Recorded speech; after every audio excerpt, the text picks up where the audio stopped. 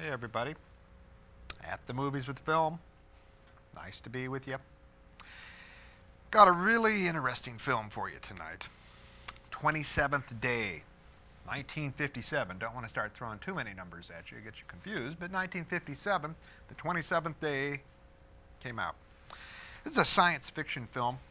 Deals with five individuals who are given some kind of strange little device by an alien race that, well, they have to do something with it or not do something with it. Don't want to get too far into the plot and don't want to destroy it for you, but there's something about the destruction of the Earth that's involved in here as well. Film stars, the biggest star that you're going to know is Gene Barry.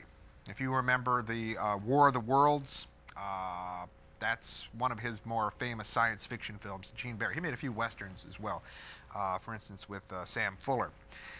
The film was directed by, well, an individual that you might know in another incarnation.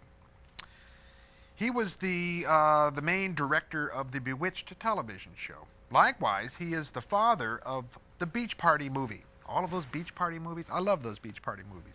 I think that they're not given the kind of respect that they should be given. William Asher, he was also the husband of Elizabeth Montgomery, who was, of course, Samantha in Bewitched. He does a pretty good job in directing this film. The special effects for this film, there's not a lot in it as far as special effects. There is a spaceship and some interior spaceship stuff. It was done by Ray Harryhausen. Now, Ray Harryhausen, of course, if you know your stop-motion animation, was an apprentice to Willis O'Brien of King Kong days and created some great stuff. Jason and the Argonauts, Clash of the Titans, etc. That kind of animation I still prefer over some of the more sophisticated, in quotes, CGI, computer-generated imaging. There's an interesting guy in here I would like to talk a little bit about. There's a announcer who pops up periodically in the movie, played by a guy named Paul Frees. Now, when you hear his voice, it might sound quite familiar to you. He, if you've been to Disneyland and Disney World, he did some voices out there. He's the ghost host voice in the Haunted House exhibit or ride at both Disney World and Disneyland.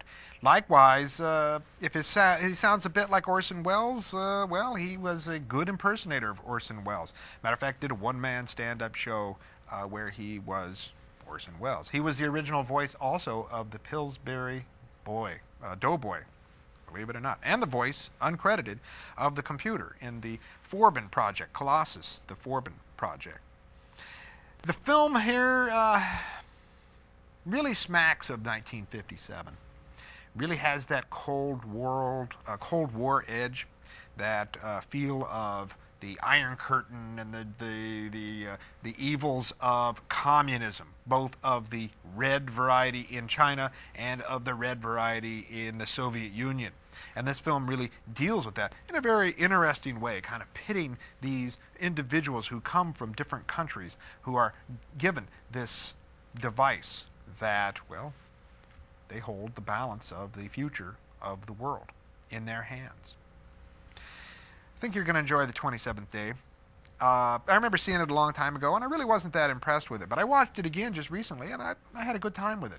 It has some qualities that are worth remembering. Henry Froelich did the camera work for it, and he did the Came from Beneath the Sea. Likewise shot some of the Thriller episodes that Boris Karloff hosted. Why don't you watch the 27th Day? William Asher, 1957, one of those great Columbia B science fiction films.